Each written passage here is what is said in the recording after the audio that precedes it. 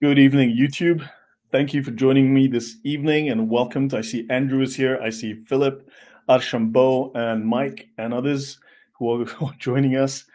I am with a very, very special guest. I'm very lucky to have him speak with me, I believe, for the first time on a live stream like this. Our guest is an Egyptian. He's has a very active channel on X. He discusses history. He knows a lot about the Muslim Brotherhood and jihad. We won't discuss much about his personal history and private life for security reasons. However, this should be a very interesting discussion. So please bring your questions. Ask. This man knows the Sharia in some ways better than I do. He knows the Arabic text that I don't understand and have access to. So he knows things that be above and beyond my knowledge as well. So this is a great opportunity to ask questions. And he is coming to us live from Kirplakistan. That's a true story. So yes, so Ibn Alwarraq, thank you very much. Please introduce yourself and tell the audience a little bit about yourself and why you chose to do this with me tonight. As you just said, I'm Egyptian and I am not trained in Islamic theology by profession, but as I said, I'm autodidactic, like almost everybody who studied the subject. Decided years ago just to go on and read every book I can put my hand on. I am blessed or cursed with a good memory, so sometimes if I read something a couple of times, I still can remember where it is, how I get it and why I'm doing this space with you. First time we came in touch together, you were posting something about the Meren Betah stele. Just say that And again about the you posted something about the stele of Meren Betah. the Merneptah stele, yeah, which is And from and I was asking you your input about the Berlin statue pedestal. And then I found someone who's as nerd as me, and I liked you. okay, great. So I'm that's just as gonna simple as that. yeah, I'm just gonna post that on for the audience to see. Just share my screen on this side. So everyone, this is the Merneptah stele. Now it'll come up in them. There you go. So the reason this is important is that you'll find like Paul Williams on YouTube, this the gay Muslim in London. He constantly posts coins of Palestine from 1937. Like, look how ancient Palestine is. But the Merneptah stele discusses Israel, and it's from an Egyptian pharaoh, and he discuss this is from 1200 BC, from before 1200 BC, and it literally discusses Israel as a nation, as a country. It's interesting how he discussed it actually, because it's the exact same statement that's been said many times after Mary Ptah. He literally says Israel doesn't exist at all. Its seed is wiped out because Yeah, Egypt went to war against Israel, so we wiped them out. It's like said the Romans, the Greek, the Egyptian, the Hittite, the Assyrian. So, yeah. But it and here should be we are. noted that hyperbolic language was common. It's even in the Old Testament. You have hyperbolic, like it's like saying, my team wiped out the other soccer team this weekend. They crushed them. They demolished them. They devastated them. It's just a hyperbolic Oh phrase, but yeah, it's our literal. sports language today is a slaughterhouse language. Exactly. It's like and that's how warfare was described back then, to glorify the glorious victor. But yeah, so this proves that Israel is known as a culture, in fact, at least in before 1200 BC. And there's an earlier stele that you mentioned, the Berlin one, which goes back another 300 years, so About 1500 about BC. 1450, 1440. Yeah, so much older. So Israel was a known nation state already 3,500 years ago. I And don't you'll know. I find, don't know. I don't know if you know that Israel Jewish people had in Egypt. They had two functioning temples in Egypt. all right, I didn't know. Yeah, Yeah. one in Elephantine and one in Memphis.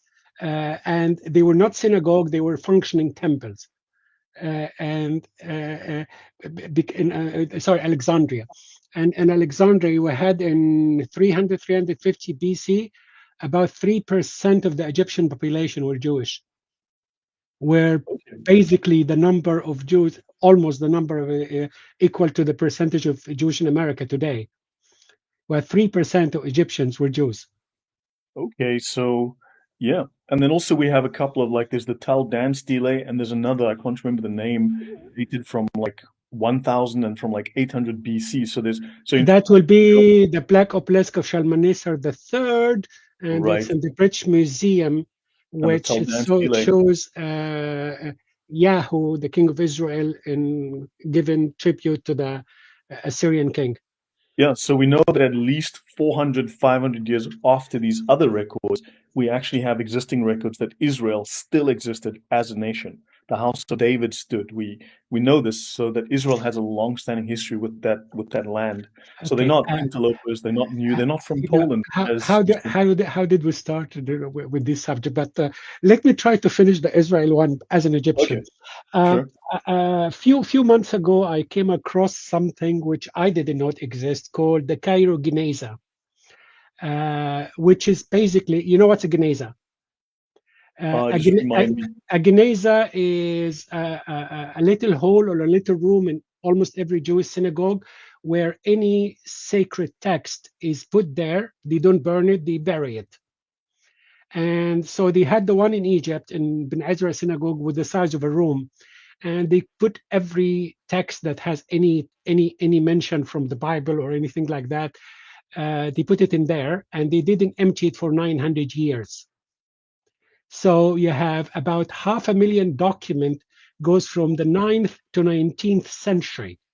Some Hmm. of it literally give me goosebump because you have a letter written by the hand of Moshe bin Maimonides, Rambam, his own Hmm. handwriting. It's like, and it was discovered by chance, and they are doing a huge study about it at Princeton. It's called the Geneza Project. Any one of your listeners who knows either Hebrew or Arabic can actually participate. They are crowdfunding, crowdsourcing the translation. Where you get in, if you know Arabic or Hebrew, you translate ancient document, and other people will check it. And yes, that's the Geneza Lab. It's absolutely fascinating. So, and you have the record from Egypt during the Crusade, written during the Crusade, written during several ups and downs in Egyptian history. It's just Are you amazing. sure these are not written in Palestinian? They are written in Greek, in Hebrew, in what's called Judeo-Arabic, which is So another no facet. Palestinian, are you sure? Because There is no Palestine's such. the There is no. oldest There, culture on there, earth. there is no such thing as Palestinian language, by the way, as a No, language. that can't be. So there are a couple of things when it comes Palestinian. There's a couple of misconception. A lot of people don't take it. It's like the same thing like the idea of Canaanites. There isn't a single culture in human history called Canaanites. Doesn't exist. Canaanites is an Egyptian term, means the subjugated people. In Egypt, we used it to call people in the Levant, all of them, because I don't know. Have you ever been to Lebanon? I have been to Lebanon a couple of times, yeah. In Beirut, right by the site area called Nahr al Kalb, there is actually a relief by Ramses II when he was there. You know, it's like graffitiing the wall there. So all those areas where the Egyptian ruled for some time, they called it Canaan. Canaan means either the lowland or the subjugated land. But there isn't a group of people called themselves Canaanites. It's like Yeah. It's a regional descriptor. It's not actually, it's like saying Asia or Europe. It's or it's like calling Native American Indians. yeah. No, I was being no. Just one thing to note. I tend to use a lot of irony and sarcasm, so people tend I to think I'm being serious. I have Asperger, so it takes me a minute to get to irony, Okay. but I'll Yeah. catch up. Yeah. So because the Palestine, I showed yesterday on a stream that the Palestinian tourism official tourism website says that Palestine is 1 million years old, and it is the place where literature, sailing, basket weaving, language, big pens, fire, the wheel, rocket ships, Tesla electric cars were discovered. Yeah, And and me being a serious person, I'll take it. Yes, it's 1 million years old if you're talking about the geographical location as the place, yes, which had 1 million names by by then. But historically, they are actually the last independent country on the history of that region was the Maccabean dynasty, the Hashmonean dynasty. That's the last one. After that, with the Greeks, the Roman, the Egyptian, the Arabs, but it never actually had any other kind of independence. But Yeah. No, I mean, we know there was no Palestinian state, no such state ever existed, no such people ever existed. It was uh, just a geographical region renamed by the Romans. They renamed Jerusalem to Aelia Capitolina. They renamed the region to Syria, Palestina, and as a way of. then the name disappeared until you get 19 and 18th 19th century European biblical scholar, which is starting using the calling it the Holy Land or the Palestine using the biblical terminology, and it was called Gund al-Sham, Mutasarrifat al-Sham by the Ottomans. And one of the oldest Arabic maps we have is by Idrisi. He called it the Sham. Uh, Funny story about this map. I got kicked out of a museum where they have it in Spain because Mhm. Idrisi did the map where he had the south is up and all the writing the south is up. So they put it in the museum upside down. Ah, The Arabic's upside down. So I'm telling the creator there, ma'am, you know this is the Arabic writing is upside down. I said, no, we have to put it this way. I said, why? Because he made it wrong. He put the north down. I said, you know, we live in a globe. There is no up and down in a globe. So I got kicked out of the museum for correcting the curator. But wow. Yeah, okay, I can get it. Just so, by the way, for the audience, this is from the Biblical Archaeology Society. One thing Muslims will do, they'll speak about Palestine and they'll refer to the ancient Greeks or whatever from the second century. But for the Greeks, Palestine also meant Israel. We're not speaking now about it's actually it's literal translation because the Greeks are used to name cities after their gods. Athena, for example. So the word Israel is in Hebrew is literally two words, uh, wrestle wrestling with God. they wrestle with God, yes. And no, that's a So reference to Jacob. yeah, so Israel, if you translate the word wrestler in Greek, it's Palisto. Yeah. So it's a So play on words. it's Yeah. plain word, and translation is like we're arguing. Does it mean the golden, the Ivory Coast, or Cote d'Ivoire? One is English, one is French. So this is it means the same thing. Yeah, so just to let people know. And then also I want to show you we've seen the Geniza lab. I also wanted to show you in Egypt, in the south of Egypt, they there's the oldest inscription of the name of Yahweh, which dates to almost 1400 BC, and it's called the 1450, yes, that's the yeah, Shaso. and the Shasu of Yahweh or the Shasu of Yahu. So this is the earliest mention of Yahweh as a god, which means the Israelites were there. We're looking again at 1400 BC. Now, the archaeological records of Palestine go back to about 1968, approximately, which is roughly 10 minutes after the Jews were around. So, yeah.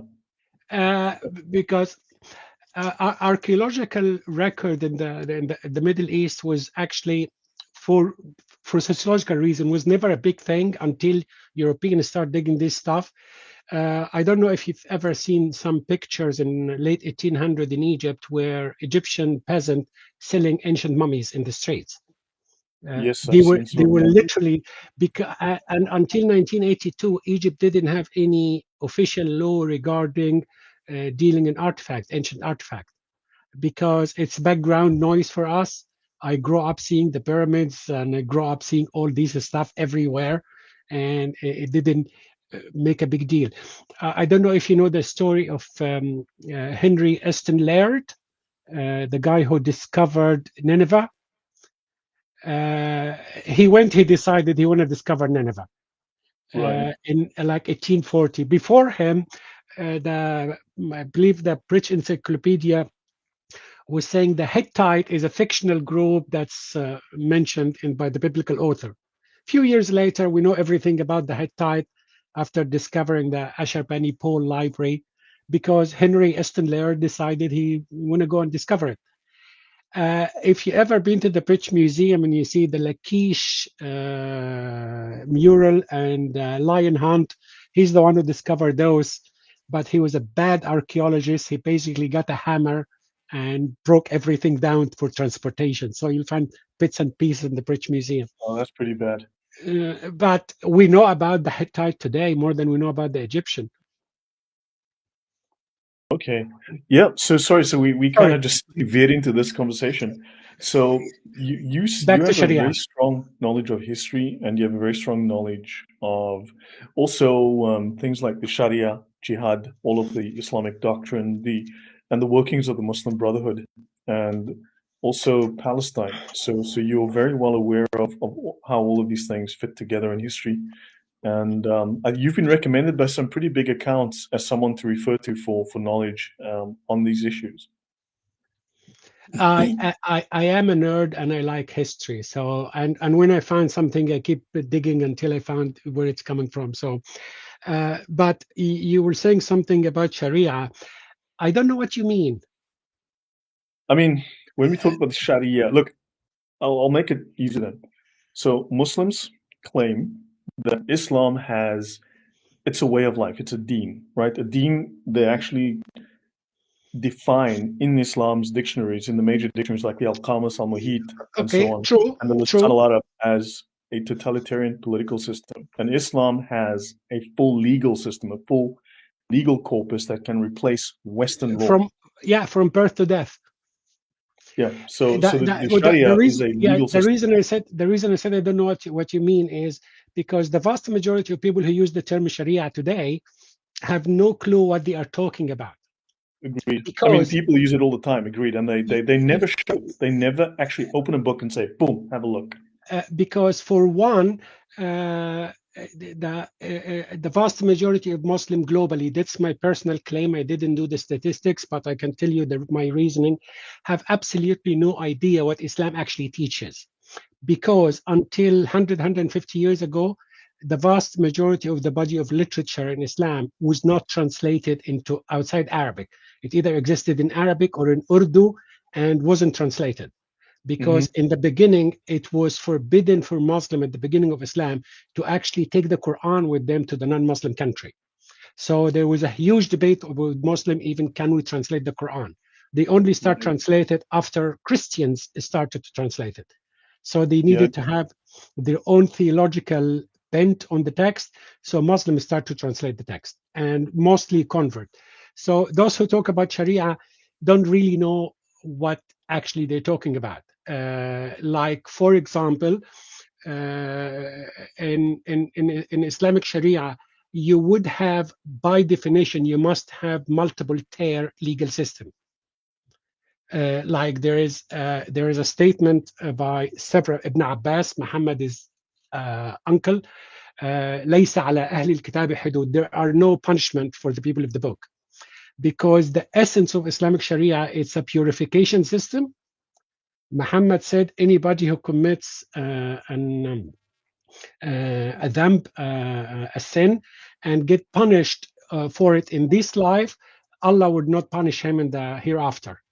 So, for someone who's going to spend eternity in hell, according to Islam, punishment in this life is really irrelevant. So it's basically done because I don't know if you know this about in Islam afterlife system. Every single Muslim, according to the Quran, will spend some time in hell. And they have to That cross is the bridge, uh, cross hell. They will crawl on their hands and knees like a razor no, blade, no, cut no, themselves. not the bridge. That's Surah 19, verse 70 and 72. The Arabic says, وَإِن مِّنكُمْ إِلَّا دَاخِلُهَا. None of you will, every one of you will enter it. Then we will save those who are righteous and we leave the others in. That's Surah 19, 70, 72. But to shorten that time, the punishment had to be performed here. So if you have an Islamic society where you have Muslims and you have non-Muslims, non-Muslim shouldn't be under Islamic Sharia, Islamic legal system, because they cannot be purified of their sins. They are not Muslims. So none of this makes any sense then. No, again, Islamic Sharia is not designed for governing the society. It's designed as purification for the hereafter. To the extent Yeah. that a Muslim ruler, according to Sharia, if you came to a ruler and confessed a sin or confessed a crime, he has to actually dictate to you how to deny it. And Yeah, that they can taken that from someone came to Muhammad. His name is Ma'iz ibn Malik, and he says, I committed adultery. And Muhammad says, maybe you kissed. He said, no, I committed adultery. And no, maybe you forgot.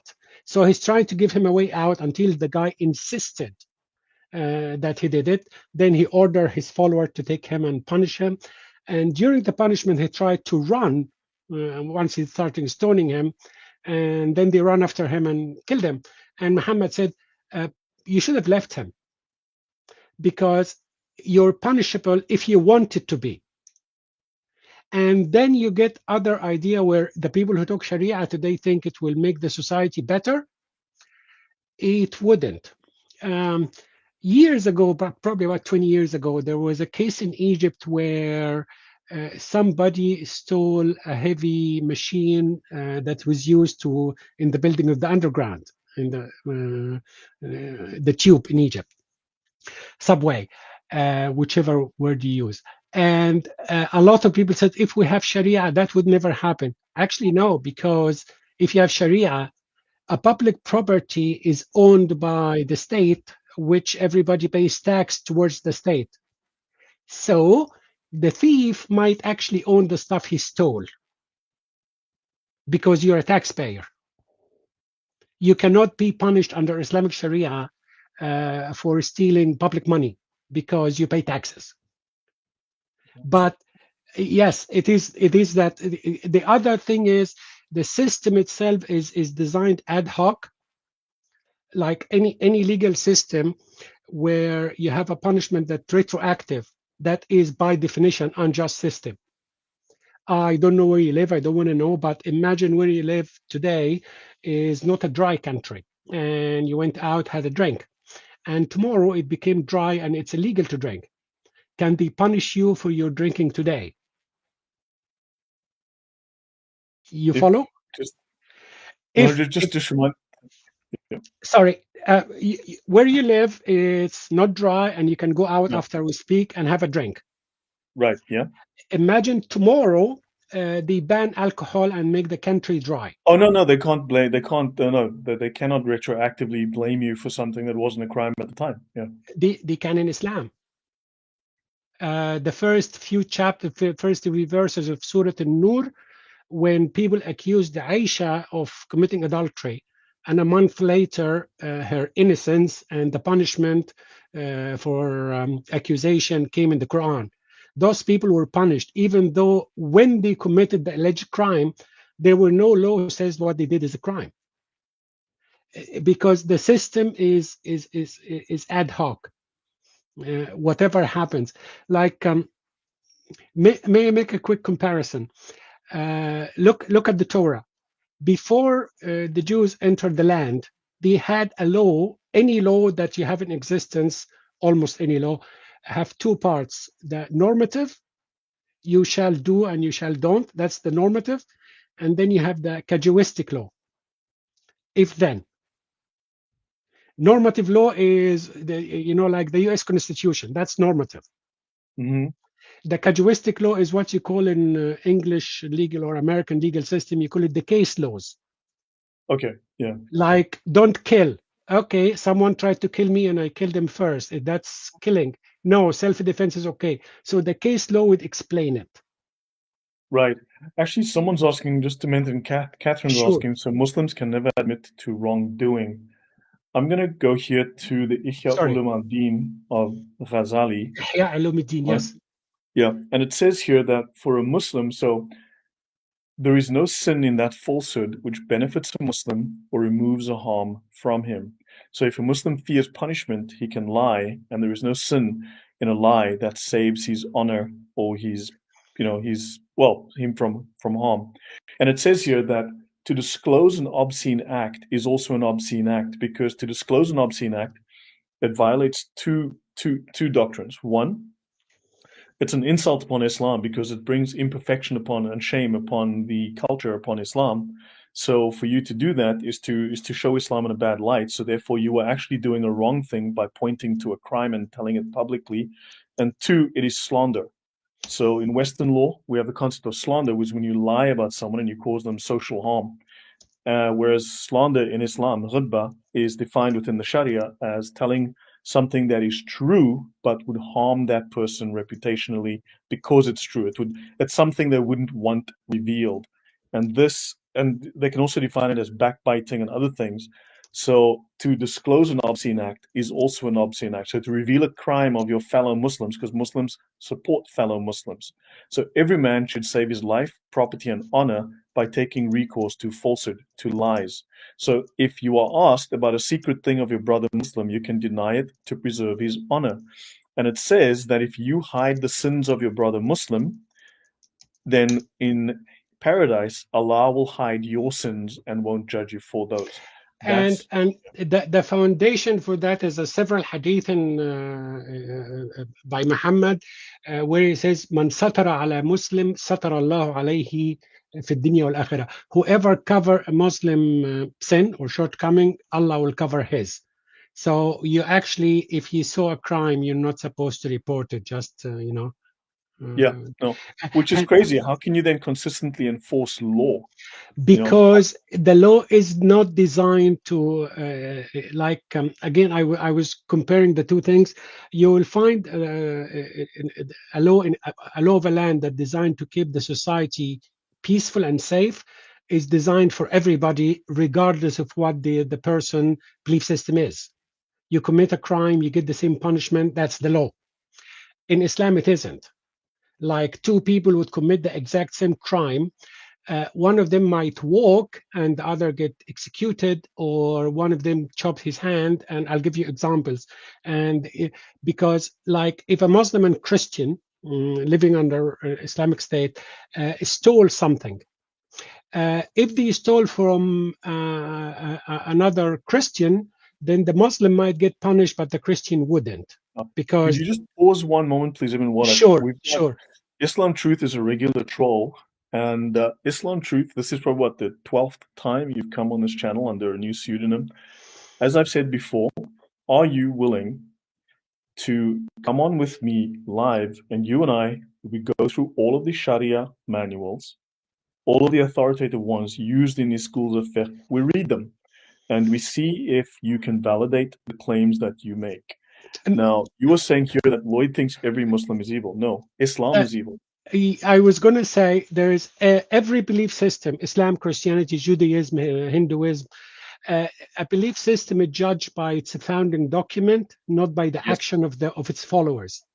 Yes. However, everyone who calls himself a Muslim, though, by definition then aligns with the Sharia, supports the Sharia, supports child rape, supports sex with infants, because that is part of the Sharia, supports what we see here, that you are permitted to lie. In fact, it is obligatory to lie according to the Sharia documents. That's the law of Islam, as it is used and known and studied and learned and applied today. I would bet you anything you like, if I'm a betting man, Islam Truth wouldn't know much about Islam to start with. Because Classic Arabic or Quranic Arabic is actually a second language for Arabic-speaking people. I learned it at school. It's not my mother tongue. Okay. I speak Egyptian Arabic, which is different syntax and sometimes different vocabulary. And in some places where you have read the Quran, so that's how strange it is to Muslims. I was in a taxi in an Islamic country, and the driver had the Quran on, and it was Surah 9, Surah At-Tawbah, the most violent surah in the Quran. And I was just asking him, he was Pakistani, "Do you understand what you're listening to?" He said, "No, but it gives me peace." It's like because he's gone with, I believe him, he's gone with the internal music and the chant. He's not going with what it means. Just pause a moment, please. So Islam Truth, are you willing, once again, are you willing to come on with me live? We just read through what is in the Sharia, what these law books say, And remember, you want Muslims to, oh well, Muslims want to live under the Sharia. They want to enforce the Sharia worldwide, and you want Christians to leave their religion and, of course, become Muslims. Now, apparently, Sharia is better. It is superior. It is more moral. And if Sharia is perfect, because apparently Islam is perfect and the law of Allah is perfect, then why are you and every other Muslim I've ever spoken to terrified, absolutely terrified, and unwilling to show the perfect law of Allah publicly on a stream like this? Are you willing to come on live with me? Yes or no? That's all we need to know. Yes or no? We go through in detail. We look at infant sex. We're talking sex with infants. When we say 3 months old, 5 months old, a year old, 2 years old, that's what I mean. Islam permits that. Murder for apostasy. Murder for insulting Muhammad, which means you don't believe Muhammad is perfect. We'll look at the laws of jihad, the laws of dimitude, the laws of slavery, amputation, obligatory lying. Let's go through that, see if I'm wrong. Versus, are you willing to come on? You see, now there you go. We don't have to leave your religion. That's why I've just, you are even lying about this. Are you willing to come on a stream with me? Yes or no? That's all I want, a yes or a no. Any other answer, I am not going to accept. Yes or no. So Did you ever discuss the concept of jizya in depth, logically? What it means in logically? Because the jizya is paid by, according to Islam, is paid by Christian, Jews, and Zoroastrians. Some Muslims says Hindus and Buddhists pay as well, but others says no. But according to Islam, Christian, Jews, and Zoroastrians are committing blasphemy by not being Muslims. So according to Islam, we are allowed to pay them a bribe in order to blaspheme because they accept the money to leave you believe whatever it is you believe in, which they consider blasphemy. You're following? No, just tell me, because the thing is that part of I've got to monitor the chat, I've got to monitor various things, so I can't always pay attention. But tell me again, please, and I'll because according to you're a Christian, according to Islam, that's blasphemy. Because you believe in the Trinity, you believe in Christ, and all the rest. Islam consider that blasphemy. So they allow you to commit blasphemy if you pay. Right. That's crazy. They just want your money. That's a mafia ideology. Yes, no, agreed. Also, I've just banned Islam Truth. This is like the millionth time the guy's come on the channel under a different pseudonym. He always asks the same questions. It's quite obvious who he is. He says, I don't agree, apostate killed. Now, just because he's probably still listening, for the audience, it doesn't matter what a single individual Muslim thinks. It really is irrelevant. What matters is what the doctrine says, how it is understood by the leaders of the community, by the judges, by the imams, right, by the scholars in charge. So the doctrine is what matters, not the opinion of one guy. One guy. That's what I was getting at. Any religion, any system is judged by its founding document. So Islam is to be judged by its founding document, not by the action of Muslim. As far as I'm concerned, the vast majority of Muslims are actually victims of Islam, and they are not like when somebody says, "Oh, those are not real Muslims." I really don't care. It's what is the text says. You know, I'm the idea, not how consistent you are to the belief system you're supposed to follow it. Like if you discuss, I do believe sometimes you discuss with someone who's a relativist who doesn't believe there is any such thing as objective moral standard. Okay, so that's what you believe in. So if I hit you now, you're okay with it? No, of course not. I mean, besides, it's like that only applies to you personally. What universal authority does that individual have? I don't care what you think it's good or bad. You know, the system you adhere to says so. So as you said, if someone call you out on one of those, which is quite legitimate, because I personally not very sure that you can 100% confirm that's the death of apostasy in Islam. Because yes, we have hadith, man baddala dinu faqtulu, ever changes religion, kill him. We have Abu Bakr burning people and throwing them off the mountaintop, and Umdat al-Salik. I like this book. But at the same time, we have a verse in the Quran that actually contradicts death for apostasy. Yeah. However, You need there is that, but then you've got abrogation, but then also you've got what's become the exactly. consensus. You've also Uh, got the consensus, and this yeah, is the we have written we have consensus. obligation, but we don't know when the text is revealed. That's Yeah. the whole system. I hope they don't ban you for the sentence I'm going to say. Islam is intellectual junk food. You know, No, not at all. I would never say that. Good I grief. would I've because been saying that for years. no, because it might look nice from outside, but once you scratch the surface, it crumbled. And probably that's one of the reasons why you have a lot of Muslim and European country uh, uh, throughout history completely ban anything called criticism of Islam. Like anybody who studied in other religion, they would have in their study textual criticism and criticism of their own text. You don't do that in Islam. It's you memorize, you see what it says. You cannot criticize the text. And when it happens throughout history, you get executed. Yeah. You know. Yeah, on this point though, I mean, it is when you go through the legal texts of the different schools, there is consistency. And so as it is written and understood today, no matter what the Quran says, as the law is written and understood today, whether people say that Sharia means law or not, and I mean, we can apparently it means ice cream, it means foot rubs, and it means wooden desk as well, right? So I mean, as according to whatever you read.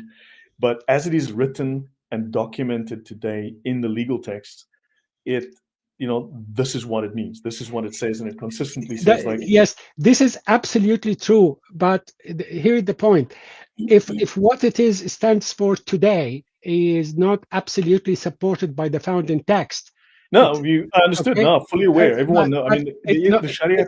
it means one thing. It's a man-made law. If it's a No, agreed. man-made law, why can't this man-made law be more logical, more No, consistent, more humane? If you already allowed yourself to make your own law, like yeah. there are verses in the Quran, which is one of them in particular was cancelled by Umar ibn Khattab. One of the spending places for zakat is to pay money for al-mu'allafa qulubihim, those who Islam want to appease, either new Muslims or non-Muslim. It's like public relation, the people they hire in TikTok today. And Hmm. Umar ibn Khattab, after Muhammad's death, he said, "No, that was when the Islam is weak. We no longer do that." The verse is still in the Quran, and he canceled it. So if you can do that, then you're really not doing Sharia. You're just doing 7th century legal system. Hmm. Right, right. I talk a lot, so I'm taking pause so you can. Thanks. No, no, appreciate. No, no. Look, it's the first time we're speaking. I mean, we barely got to speak. We spoke for 2 minutes before and before that, we were just trying to fix the avatar issue. So we don't know each other yet. So we don't communicate, so smoothly yet. It does take time. It's never like, it's rare that it's like an easy flow at first. But on that point, I mean, I have not had a single Muslim accept that they'll call me a liar, and I'll say, you know what? Come on live with me. Prove to the world that I'm a liar. Let's go through the texts. Prove to everyone, show everyone publicly that I'm a liar. Let's do that. Not a single Muslim has ever accepted. Not one. I cannot get. Because we have a completely dichotomous worldview with Islam. A lot of the things where we take issue with it in Islam, Muslims are actually proud of it. Like Abu Bakr, when he went around and murdering spree, killing everybody who said, we're not paying you zakah. And Muslim actually are very proud of it. And he says, no, Abu Bakr says, if they stop me a goat's robe, I will fight them for it. But if that's translated into a completely different worldview, we don't see it the same way. So they would have the problem either deny the books that they claim to be authentic, Right. or claim that every single Muslim in the last 1400 years doesn't understand what Islam is, Yep, including they'll do that Muhammad too. yeah, including Muhammad himself. because some of the stuff they claim that didn't happen, like you brought it up, is child marriage, and everybody goes for Aisha. It's in the Quran. Forget Aisha. It's a statement, general statement for the Quran says those who haven't menstruated yet, if they get divorced. Sorry, in Islam, to get a divorce and you need what they call iddah, the period between marriages, must be after marriage consummation for those who haven't menstruated yet. This is, I'm sorry, I'm working from memory. I'm getting you the surah number. 60 verse 65 64 4, I believe. 65 4. 65 4. I don't have a digital memory. I remember the text, not Here the. it is. This is the Sharia reference on that particular verse. This is the Sharia explanation here. Yeah. No, not this one. Sorry, it's a different one. But notice it says you cannot stone a woman who's had sex because it's not her fault if she is prepubescent at the time of marital intercourse. Prepubescent at the time of marital intercourse. Yeah, and you cannot punish her for having sex because she might be a heavy sleeper. That's another one of the tidbit of Sharia. Or it might be because that's an excuse in Sharia. Someone mistaken a woman for his wife. You know, it happens all the time. No, I do that all the time at the supermarket. I accidentally, it's a common problem. We all have it. I'll just bring up that particular. I'm just finding that particular one. But notice it says he or she. So you can also, a woman could have sex with the 5-year-old boy. That's also, here it is. This is the ruling. A woman's post-marital waiting period in iddah. And it speaks here of a waiting period is obligatory for a woman divorced after intercourse, whether she or her husband are prepubescent, both have reached puberty, or one has reached puberty and one has not. So prepubescent sex is definitely permitted in Islam.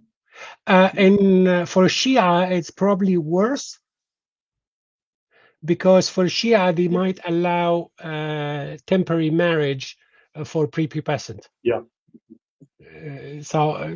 But when you have a belief system that incoherent, that absurd, the only way is to keep it whole is to institute blasphemy law.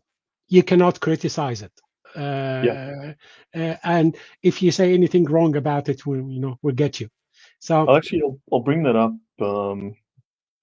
I'll bring that up, and you can just give us your thoughts as well. Let me just see. Let's see. Then we can. Okay, I'll just bring this up. This is الصارم المسلول على شاتم الرسول ابن تيمية. Yes. Yes. This one is very explicit. Oh yeah, I know it. This it's actually quite interesting in Islam. If someone blasphemed against Allah and repented, he's forgiven, and there's no punishment to the person. But if he said something bad about Muhammad, even if the person repented, it should be a capital crime as well, even if the person repented. Yeah, it says here it is not permissible to favor him or to ransom him. So So it's like, and even repentance is not sought from him. It says so here. Repentance against blasphemy is okay, but against Muhammad is not. Yeah, you can insult Allah and get hit with a stick, but you say something bad about Muhammad, they kill you on the spot. It's crazy. It says here, this is the general view, this is the ijma of these scholars, that whoever insults the Prophet, whether Muslim or non-Muslim, so for the audience, you need to understand, and you have to impress upon your politicians, your whomever, Sharia applies not just to Muslims, it applies to you.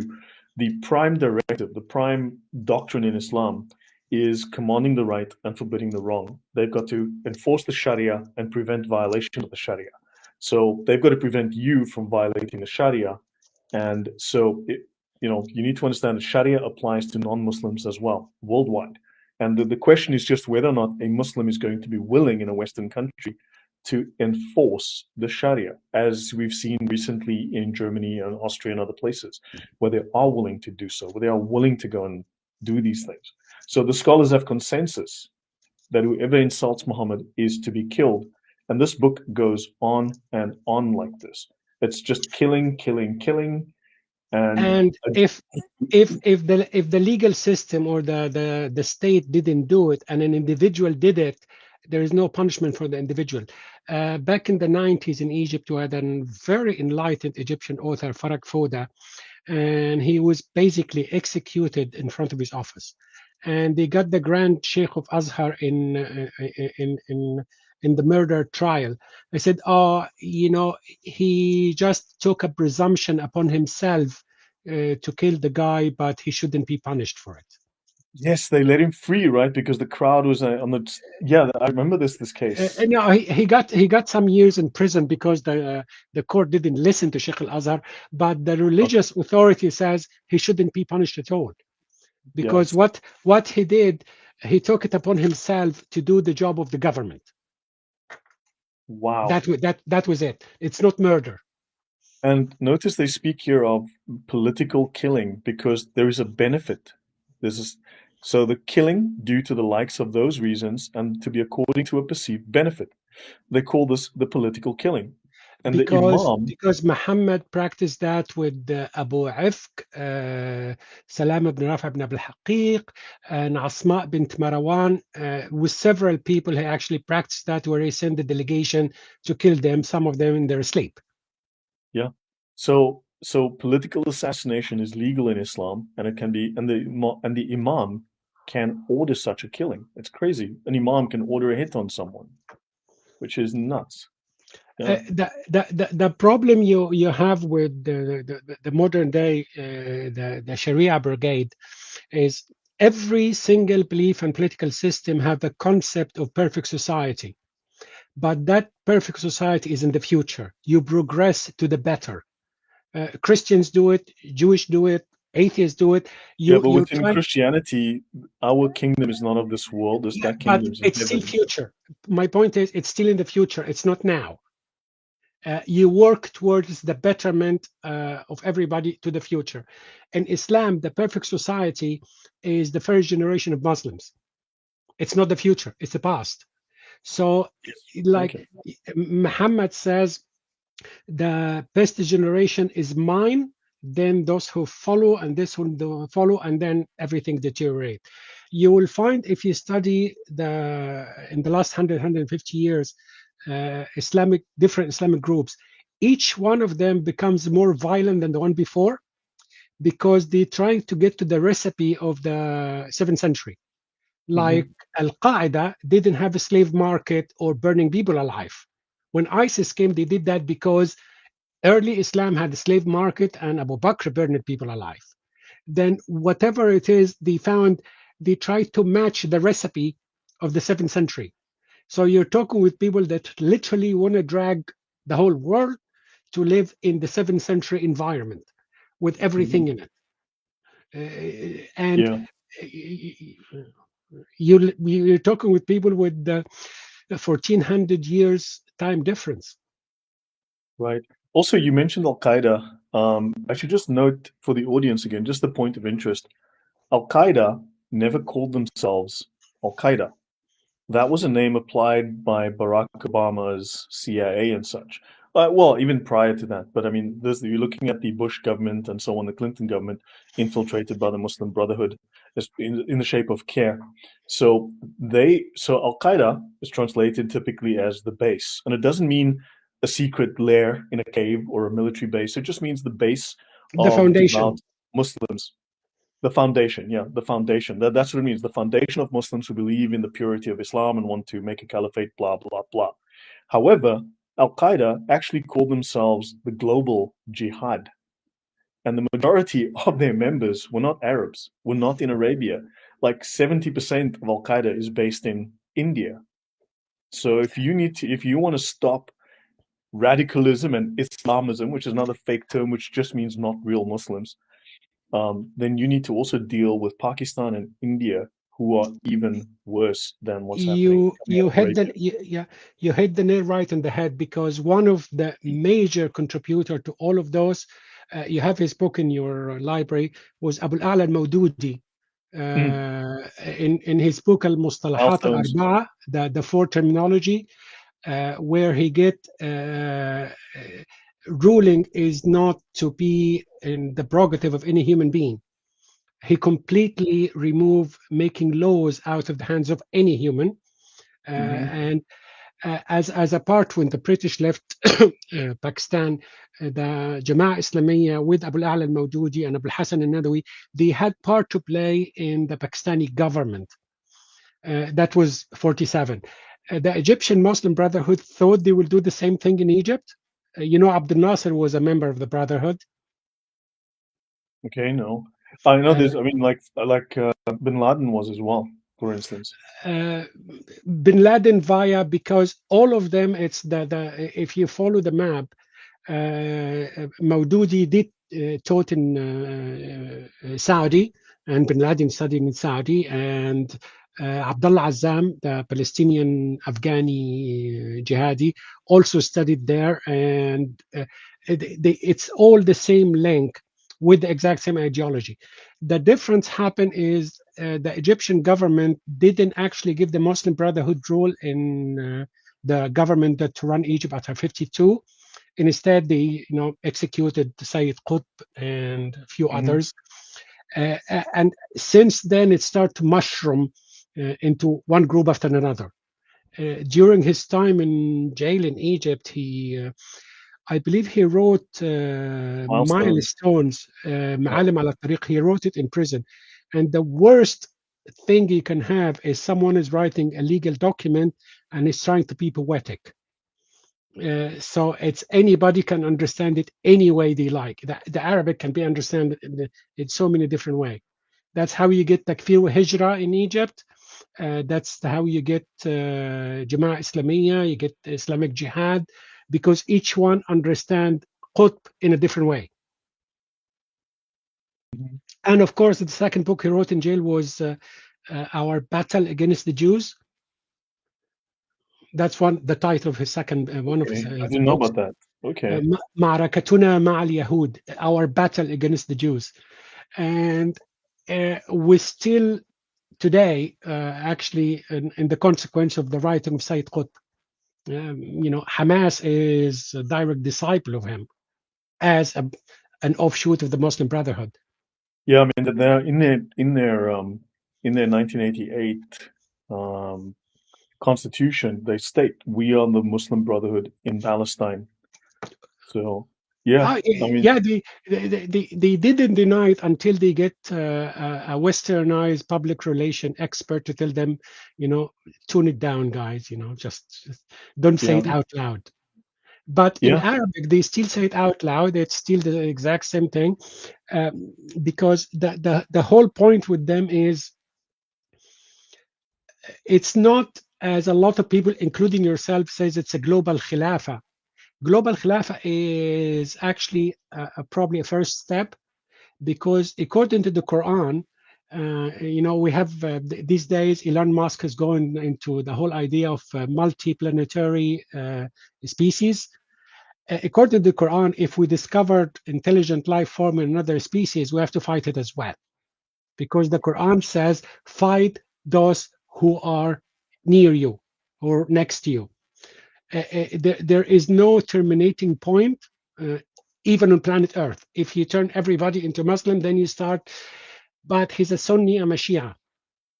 You will start the inner fight.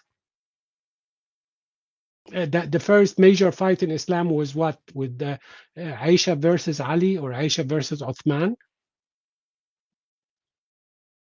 Say that again. The first major inner conflict in Islam was Aisha and Ali, and Aisha and Yes, of Uthman. course. So this was like supposedly called the Ridda Wars after Muhammad's death, and then she took 10,000 people and she rode on the camel and they fought a great battle, and thousands Before died. that was Ali. Before that, she actually called for the killing of Uthman, and when Uthman died, killed by one of Muhammad ibn Abu Bakr as-Siddiq, the son of Abu Bakr, they didn't bury him in a Muslim graveyard. They buried him in a place called Hish Kaukab, which was a Jewish cemetery. You really, that the significance of not burying him in a Muslim cemetery is it's quite big, because in Islamic theology, they believe people torment start in the cemetery, in the grave. All right. So, because they didn't consider Uthman to be a Muslim, so they didn't want him to be tormented in a Muslim graveyard, so he would hurt Muslim next to him. So they buried him in a Jewish cemetery. Okay, so that, I mean, couldn't that just be some kind of a story they made up, and maybe he was actually Jewish? Maybe historically he was actually Jewish. Again, it could be. There is one statement, allegedly, Ali ibn Abi Talib said it. He said, take from the Quran whatever you want to whatever you want. Or the idea, they said, it's multifaceted system. Because it's an ad hoc, incoherent, self-contradictory system, you can actually reach any conclusion. There is that. It doesn't follow non-contradictory logic. Yep, but it lasts until today. One of the things you will hear a lot from Muslim apologists who said, "Oh, we like Christians and Jews, and Islam allows us to marry Christian Jewish women." Yeah. Here's a question for any one of those. Okay, you married a Jewish or a Christian woman, and she died pregnant. Where would she be buried? That's, by the way, a huge problem. Okay. Because you cannot bury her in a Muslim cemetery, because she's not a Muslim. Yes. You cannot bury her in a Christian or Jewish cemetery, because the baby in her womb is a Muslim. Some scholar says, the most consistent scholar says, open her up. Because consistently, open her up, get the baby out. Others says, you use her as a coffin and you bury her in her own, not with Muslims and not with Jews. Give me a second. So you have to open her up and then separate the two. That's the logical conclusion. Nobody said that out loud, but that's the logical conclusion. Yeah, sorry. It's okay. Something ad hoc is something that is done on the fly. So Catherine's asking, what does it mean? I'll explain what I mean by ad hoc. There is a verse in the Quran where Allah is cursing people who refuse to go to battle. And then Abdullah ibn Maktoum, a blind companion of Muhammad, said, what about me? And then the Quran came later and said, except those who are sick and have. So he does something, and then he doesn't, somebody tells him there is a problem with that. Then the Quran comes later and fix the problem. Yes. Like the Quran, the Meccan said to Muhammad, they allegedly prayed to Allah, said, Allah, if that's the right from you, send fire and brimstone upon us from heaven. And then the Quran says, oh, Allah is not going to punish them as long as you live among them. Yeah, he makes it up as he goes. It's so convenient. And then he went to Medina. Then he's not among them any longer. Oh, Allah is not going to punish them as long as some of them will repent. So that's what it means by ad hoc. You know, you make something up and do it as you go. Like what we're doing today. This is an ad hoc conversation. Right. Because, yeah, we didn't really plan. We didn't I have a bunch of questions anything to ask, actually, but ask away. Yeah, I just thought, I mean, like I said, for the audience, we didn't plan this. We didn't have a chance to speak. And yeah, I thought we'd just take this one on the fly, ad hoc. But you have, on your X, you have great knowledge of the Muslim Brotherhood. You have great knowledge of Islam, the Quran, better than mine. I mean, you know the Sharia in ways that I don't. You understand the culture. I read them in the original language. There's also that. Yeah, the original language versus the English translations. There's sometimes some very big differences, and also you understand. You had a very interesting post today or yesterday about the kafir, the Palestinian kafir, And this is actually an invention of British soldiers in the 40s. Galop Basha, yes, Can you because talk about that? Because this is supposed to be, it, it's supposed to be an ancient tradition that goes back no, 1 million no, years. the ancient one was called Sudra, and that was a Jewish head cover. But the Kufiyya, Galop Basha, when they had in the 30s, had the British doing the first partition, Transjordan and the mandated Palestine. He wanted to distinguish between the Jordanian patrol and the Palestinian. Everybody was wearing the white head cover.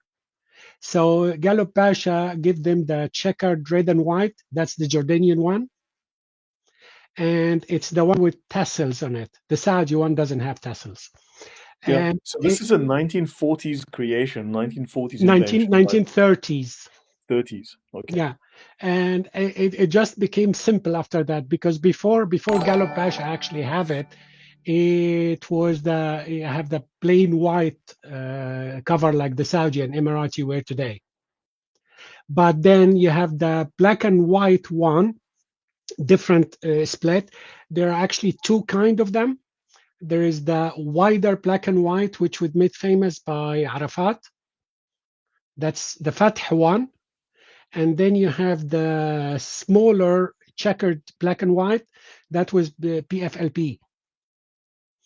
Okay. That people sometimes in protest and when they walk in the streets of London, New York, the kufiyas they wearing is like, okay, guys, if you actually existed in the same place in, Gaza, you would be killing each other, because those people don't function well together. Because you have one that belongs to Fatah, one belongs to the Popular Front, another belongs to Jordan, and you have, Columbia University students think it's a cool thing to wear anyway. Right. I just want to say thank you to Blue Light Moon. Thank you. That's a $5 donation, or €5. Thank you very, very much. Really grateful. I want to show this for the audience, and maybe you can give us your thoughts. This is from the Arab Revolt, which, I mean, there were multiple revolts. 1936. Yeah. So this is a photo from that period. And notice though, these are Palestinians, the world's oldest nation, right? Remember, the Palestinians had their own flag, their own coins, borders. They Do you know? have Sorry, do you know who designed the flag? what I'm saying is no, that I'm making fun because these Yeah, I know people, you're making fun, but it's the irony. Who designed the flag? it's who? Mark Sykes. Mark Sykes. Who's that? As Sykes-Picot, the guy. Oh my golly. Good Mark grief. Sykes is the one who designed the flag. It was designed for the Arab revolt against the Ottoman, which the Sudanese, the Iraqis. So these people aren't even very original. Yeah. It was designed by a British officer. Brit. Good grief. I just want to show the audience, though, you can go through any number of photos of these Arab revolts, like especially 1936. Notice not a single kafia to be seen. It didn't Not exist at the time. one. Nowhere. This thing, if you go through Arab Revolt 1936, I'm just trying to find the most common photo that people use. Here's one. Notice again. Okay, let me just open image in new tab. Notice these people are dressed like typical Arabs. This is Saudi Arabian dress. This is standard Arabic dress. Wherever you go in the Middle East, Jordan, if you want to find the kufiyya during that time, you don't look for a kufiyya, you look for a sudra. You will find a sudra. You'll find the Jewish person wearing the sudra, the checkered one. It was Jewish.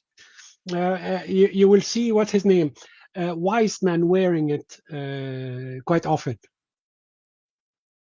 Hayim Weizman with wearing so it. We've got, just so you know, so everyone, we've got Gabe coming on. He's here to change the subject because this is all they can do. He has no facts to offer. He has no evidence. He has nothing. Their job is to distract. Their job is to change the subject, to take us away from what we're discussing. So that's I don't. I read the question, but I actually don't understand the point he's trying to make. No, he's basically. I mean, he's got some other comments he's making here. I mean, this is just the job that they have. Like, Christianity's a revolution. Blah blah blah. And look, I'm sorry, but this is, and your prophet was a pedophile and a murderer, and a rapist. So really, just spare us, okay? So yeah, make him go away. Thank you very much for that. Just he's wasting our time. Again, standard thing. If you believe Islam is superior, if you believe that the Sharia is so superior and you want us all to accept it, come on and we look at it. And then you can convince us that it is a superior moral system. It should be noted, Islam does not have morals. There is no morals in Islam. There are Uh, laws. There's halal and haram. There's the, legal and the, illegal. the concept of logically, the concept of objective morality in Islam doesn't exist, because if you have objective morality, it means something is wrong regardless, universally. Don't Yeah, but it murder also means means, it means that you would judge Allah, and Allah is exempt from objective morality because Allah and can do anything, even and evil. and he changed certain things where they were absolutely forbidden, and then they were allowed. For example, Muslims, still debatable, Muslims were allowed before the Quran says no to marry more than four. Now they can, four is maximum. But Muhammad didn't apply that to himself. He had 11. Yes. Yeah. And then Just you would have pause alcohol was momentarily. allowed, forbidden. Sorry, go on. No, just apologies to the audience. I have tried to tune the Streamlabs bot. Maybe I need to go back to my older bot, my previous one, because it was well tuned. The Streamlabs bot is just oversensitive, so it's not me doing anything. It's the bot. I've tried to tune it, but maybe I'll just cancel the bot and just go back to my old one, because the bot on this platform is just too sensitive. Apologies for that. Please go on, Ibn Warraq. So you would have a lot of things that's morally objectionable in Islam. It was allowed before. So that means you don't actually have an objective moral standard. It's on a whim of Allah to change whatever he considered to be haram at one point, to be, all Muslims at some point were allowed to do temporary marriage, which is today in Sunni is not allowed. That means either you're doing something you consider wrong, now it's not, it just completely removed the idea of objective moral standard. You do have in your library the book of Tabari, I believe. I should have a number. Let me see what Tabari books I have in the library. You have his commentary in the Quran. I've got the whole series, the entire series. Yeah, is because there's I haven't read the English, because there is something in it in where they have a specific prerogative for Muhammad in Islam, including some of them. He can take your food even if you starve to death, or if he likes your wife, you have to give her up. Okay. That's the Sudra. That goes way, way, way longer than the Kufiyya. Yeah. And this is a Jewish thing also, because apparently it symbolizes the fish net, like like the Sea of Galilee and Jesus and the fishermen come be fishers of men. It goes before Jesus. You will find it on the obelisk of Shalmaneser III, where it goes to 700 BC. Yeah, but apparently it's supposed to symbolize fishing. Like this is like the fishing net, the symbol of the nets of the fishermen. Where was that this year? The one thing, the picture you shared when you said the ancient people, actually the majority of the people in that picture are either Egyptian or Saudi. Okay, yeah. Because a lot of people think things happen and historically happen in a vacuum. Remember in around 19th century, you have the Egyptian-Ottoman War, which resulted in Ibrahim Pasha taking thousands of Egyptian Sudanese with him to actually live in Haifa and Akka. You have Said Pasha digging the Suez Canal, which forced labor, which resulted in a lot of Egyptians actually escaping forced labor into Palestine. And then you have the Ottoman Hijaz War, which resulted in the escaping of a lot of Hijazi Saudis into Syria, Lebanon, and Palestine. And you have the Ottoman Austrian War, which Bosnian escaped from the Austro-Hungarian Empire into the Ottoman Empire, and some of them ended in Palestine. So you have the group of people is pretty new. Population-wise, the area which is today called Israel and Jordan, the entire population about in 1800 was something like 500,000. Today the same area is about 25 million. Jordan, Israel, Judea and Samaria and Gaza, that's about 25 million people. Okay. In 1800, it was 500,000. The population, back then was about 2.5, 2.6% of what it is today. So it Right. was almost empty. So it's a genocide, in other words, a complete genocide. Again, if you're talking genocide, I don't know what you mean I mean, by the that. population went from 500,000 to 10 million. That's a genocide. Okay, sorry. Again, Sorry. I said I have Asperger, so it took me a second. Okay, I get it sarcastic. now. No, that's okay. Yeah. You cannot actually account for the population between 1800 and 1940 without mass migration from Egypt, Sudan, Syria, and other places. Mm. Yeah. It wouldn't work. No, true. I mean, also we know that the land was actually desolate. If you read, when we read historical accounts of the land of Palestine or the territory of Palestine, from the Yeah, late 1800s, Mark Twain went there. Mark Twain and Yeah, Christian there were Pilgrims. numerous people that went. There was a French philosopher, there was a French poet who went.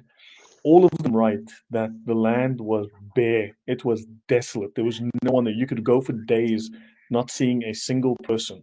You'd That find, actually the record that tells you how desolate it was the tax record of the Ottomans, because we do have those, because one thing any government knows how to do is to collect taxes. Mhm. So you have the tax record where it's the population wouldn't exceed by 1800 or even 1880, or wouldn't exceed 600,000. And within 60 years, it jumped to 1 million. Okay. Okay, so those records, and also, why didn't the Ottomans grant Palestinian independence to the Palestinians?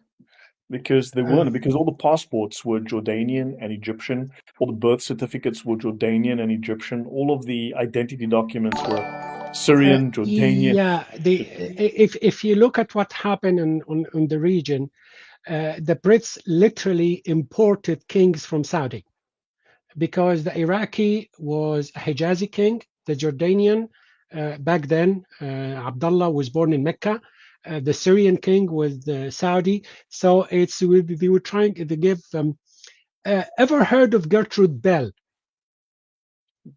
The name is vaguely familiar, but I can't Okay, say. she's a British lady who literally drew the map of Iraq, literally, and tried to put as much area as possible in Iraq, to the extent that she, responsible for putting the Kurds and the Sunni and the Shia in one big country, to increase the size of the Arab Empire that was supposedly to replace the Ottoman one.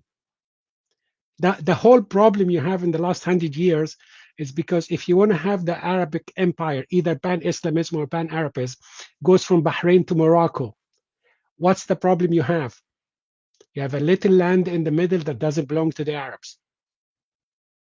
Okay. So, like Abdel Nasser had absolutely no problem with, at some point, with the partition of Israel, as long as he takes the Negev. So it will connect Egypt to Jordan, Hmm. because he wanted to be, the pan-Arabism under his leadership. He tried that with Syria and with the United Arab Republic. There was an absolutely fascinating character at the time. I digress, but I'll get there. In 1950, there was a German propagandist who was recruited by Amin Husseini from Argentina, came to work as Abdel Nasser personal education advisor. by the name Johann von Leers. Okay, I don't. He was Joseph Goebbels' assistant. The guy wrote something like about 30 books in German about the Third Reich and the Jews and everything. So this guy had a disagreement with Ribbentrop and Goebbels over the German-Russian relationship. He thought if they can cooperate with the Russian, they might be able to overthrow the West quicker. And they lost. Then when he came to Egypt, he tried actually to instantiate the same thing, where the Arab world, with the lead of Abdel Nasser, along with the Soviet at the time, they would finish up what Hitler couldn't, the 1,000 years Reich. And the problem you have from there, that was in the 50s, is you have the Egyptian education was actually responsible for educating the Middle East, Syria, Iraq, Libya. Egypt would export textbooks and teachers, including the whole of the Gulf. And the social curriculum of Egypt was designed by an actual Nazi. You know what? There were two of. Was it Goebbels and his brother? Oh no, there were two of the famous Nazi commanders were born in Egypt. Some of these Nazis. Yes, Hess was born in Alexandria. Yes, yeah, Rudolf Hess and his brother. They were born in Egypt, which is crazy. There's a few of them that were born there, and in fact, they were collaborating with the Muslim Brotherhood to do whatever it is against Israel or something at the time. Hassan al-Banna was working for the Germans, and the Egyptian king was working for the German. Right. Just a quick deviation, because the whole idea of the back then of the occupation. Remember that Egypt at the time was under occupation. We had an Albanian king. Albanian. That makes perfect sense. Muhammad Ali dynasty. So it wasn't the idea that we want nationalism. It just we didn't want, the Jews here.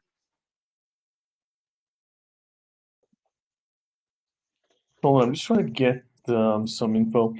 There's just something I'm looking up, but there's a question here from Honey Badger, codename Honey Badger. I saw in a video that the Prophet was actually an Ebionite Nestorian from Al Azhar on a TV interview. Is that true?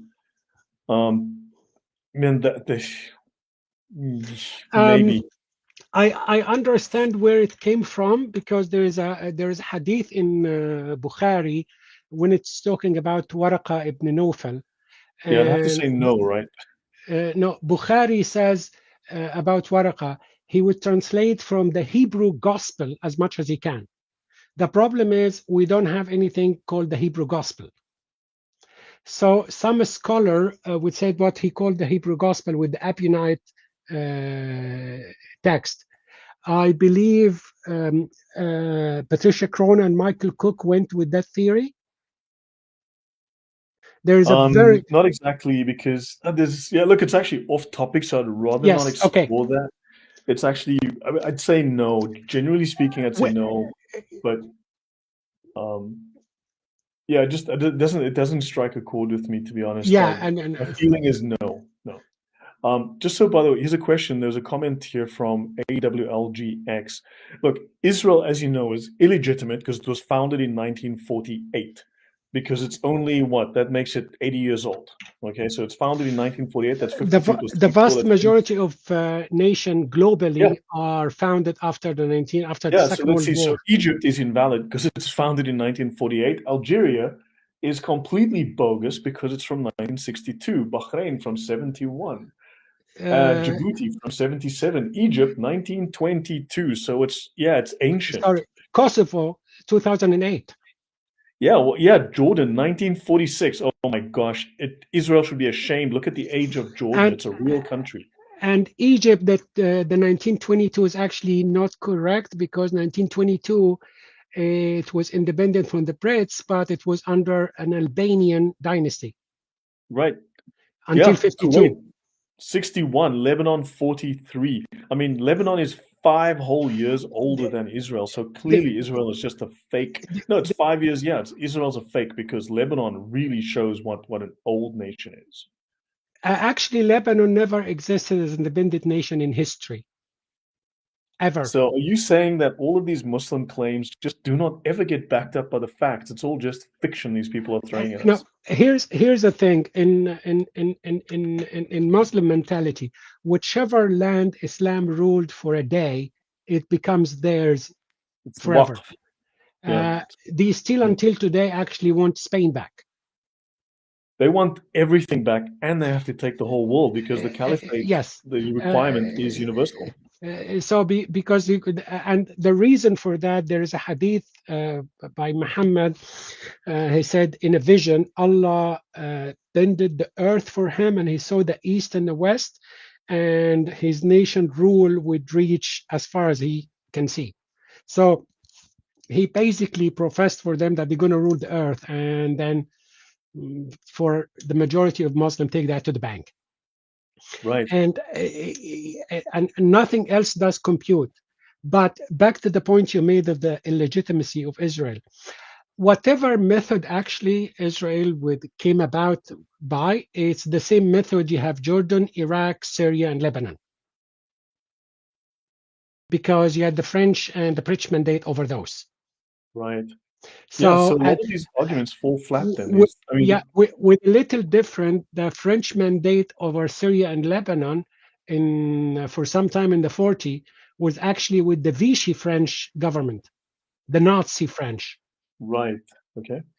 So that's the time when you had the cooperation between the Palestinian guerrilla coming from Lebanon and Syria, like what's his name, Azzeddin al-Qassam, and others. Lebanon and Syria was ruled by Nazis. Yeah. And it's crazy. I'll just close that because I mean, you've got Haj Amin al-Hussein who's literally doing the Nazi salute in front of Nazis because he was a voluntary Nazi. I mean, he was a literal Nazi. I mean, you have shops you actually have shops in Palestine and Morocco and other places called the Nazi store. Now, how are you You accusing? actually, there are two other things are probably as interesting. In 1930, there's the Arab Party. They had their youth group called for a couple of years. They were called the Nazi Scouts. That's Right. the Arab Party. And you had, I just found something a couple of weeks ago. Let me read it for you. It was a draft proposal written by Amin al-Husseini. I have it in his own handwriting. That's the translation. He was proposing this for Germany and Italy to sign. Germany and Italy recognized that the illegality of the Jewish home in Palestine.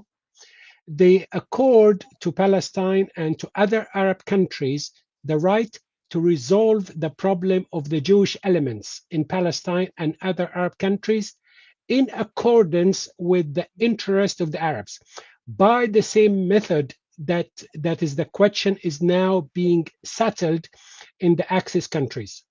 Under this agreement, no Jewish immigration into Arab countries should be permitted.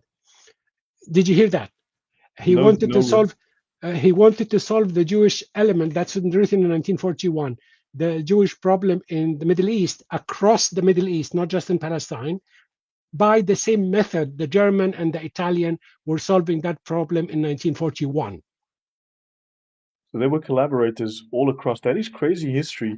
When Rommel lost the war of Alamein, what was waiting for Rommel in Greece, there was one of the Gruber commander, the mobile death camp, it's called the Egyptian, was waiting for him in Greece. So if he win Al Alamein, join in Egypt, the mobile death squad would join him to go into Palestine. To do what exactly? Say again, sorry. Rommel had in Greece was under the German at the time. He had a mobile death squad waiting in Greece called the Gruber Commander Egyptian was in Greece. waiting for Rommel to win Al Alamein battle to join him to go into Palestine. To do what? Why They you would have a use. mobile death camp in I mean, 40? the Germans actually planned to bomb Tel Aviv. They actually planned it. I believe there was a bombing of Tel I Aviv. think they did. Yeah, they did, but they planned to do some serious bombing of, and then they didn't carry through on the major plan, but they did at least one bombing run on Tel Aviv. So the Germans actually bombed Israel. It's crazy. And in 1948, you had 7 Arab armies. 2 of them were the Arab Liberation Army and the Holy Jihad Army. The leader of those two armies, both of them were Third Reich officers. Crazy. So this is more than just Amin al-Husseini in Palestine, in Oh, no, no, no, Jerusalem, no. where. It's not al-Husseini. It's actually, it continued until the No, I mid mean it goes well 90s. beyond him. It goes well beyond just him. Yeah, it goes until the mid 90s. Like there Yeah. is one guy, fascinating character called Francois Jonwa. He was the holder of Hitler writing copyright. He actually sued a couple of British newspapers for infringement in Hitler copyright. And he was the executor of Last Will and Testament of Joseph Goebbels. And he was the financier of the PLO, PFLP, and Khomeini when he was in France. And he was one of the founder. You remember, you know, Bank al-Taqwa? The FBI closed that down ages ago. No, I'm not familiar with it. Okay, it was a Muslim Brotherhood financier bank where it financed from Al Qaeda to anybody else, and he was one of the founder of that. And one of the co-founder with him in Bank al-Taqwa was one of the first Western speaker in the Iranian parliament after Khomeini. So it goes well beyond Second World War. It goes well beyond the 90s. And it was not just al-Husseini. It was, you know, a Right. whole set of them. Yeah, I just wanted to show the audience here. We've got, for instance, this is a Hitler store in Algeria. Let me just Hitler store in Algeria, There right? is one in Cairo. Yeah, there's plenty all over the place. I mean, this is, as you can see, this is a very old picture. This is from the 1830s, so therefore it's no longer. No. This is a very modern, recent photo. So yeah, you've got, look at India, a Hitler store in India, in New Delhi. The owner of a clothing store with the little The swastika up here. Yeah, the argument someone can use is, "Oh, these is stupid people don't know what they're doing." Could you Oh, they. look up? No, could you look up something? Could look up Johann von Leers.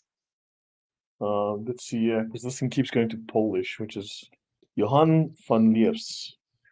Kom eens kijken. Wie is That's Leo? him. Yeah, That's it. that's the guy. And look, he was down here when he was Omar Ahmed. post-war. Amin, named after Amin al-Husseini, converted to Islam in Egypt and he became a Muslim, and was Abdel Nasser advisor. So he was actually, wow. So he's a former Nazi, I would assume, who's actually then.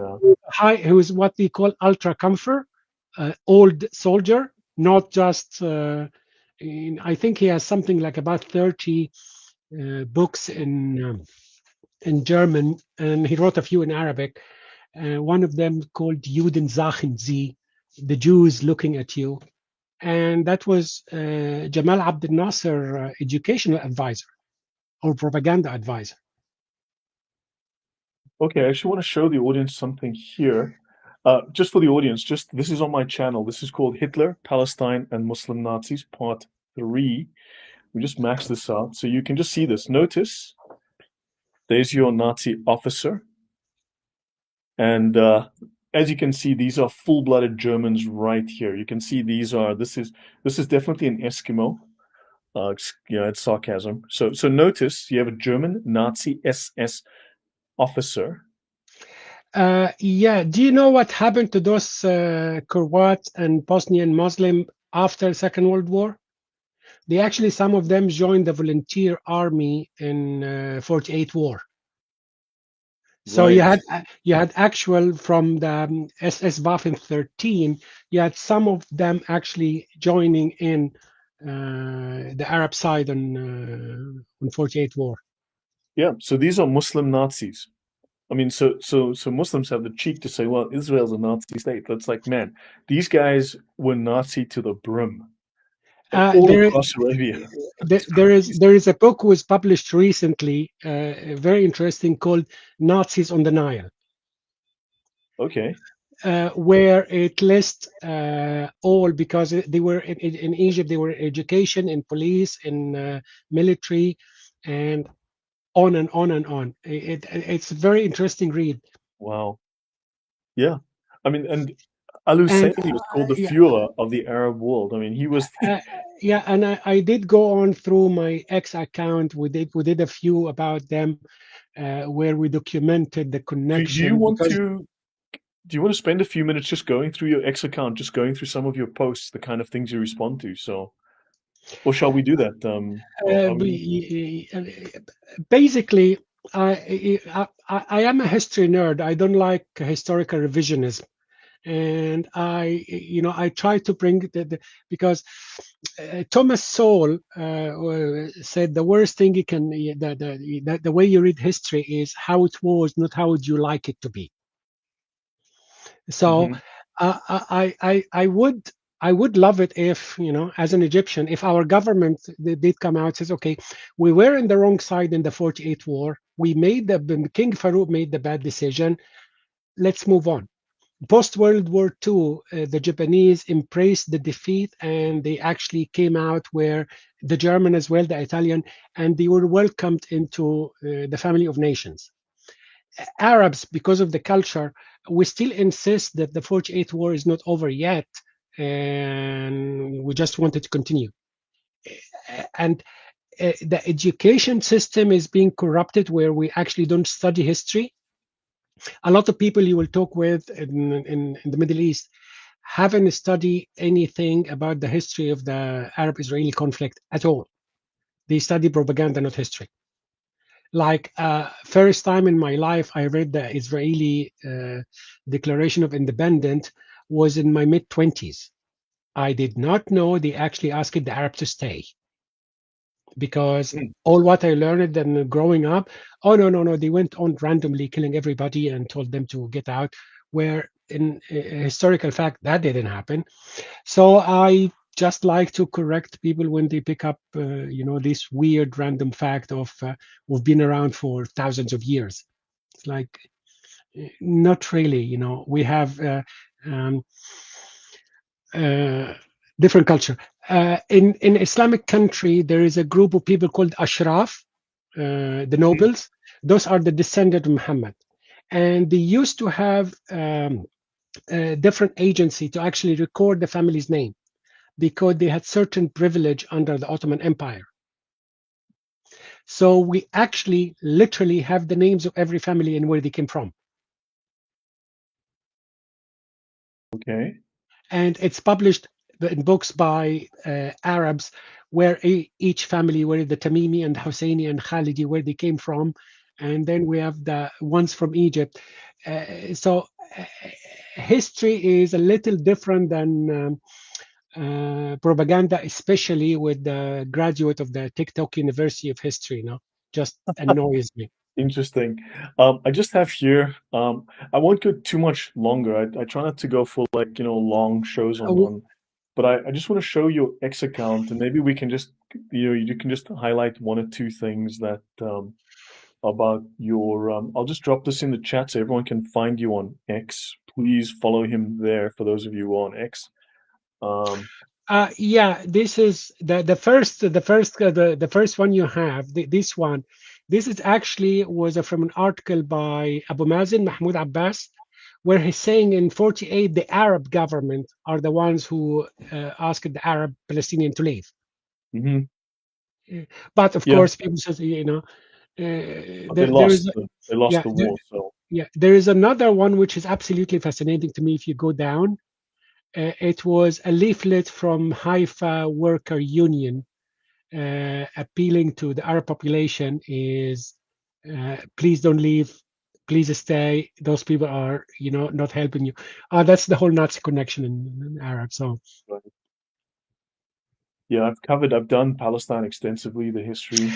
This article is from an Egyptian newspaper, semi-national newspaper, in November 47, where Azam Basha, the Secretary General of Arab League, before the independence of Israel, I said, "Oh, we're going to have a war of extermination of the Jews in Israel. We will exterminate them."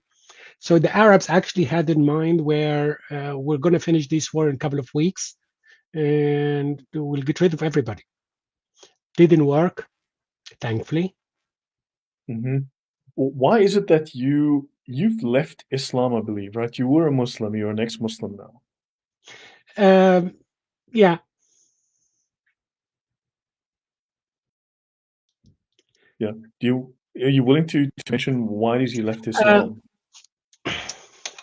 because if you actually study Islam from its founding document, it's internally contradictory belief system.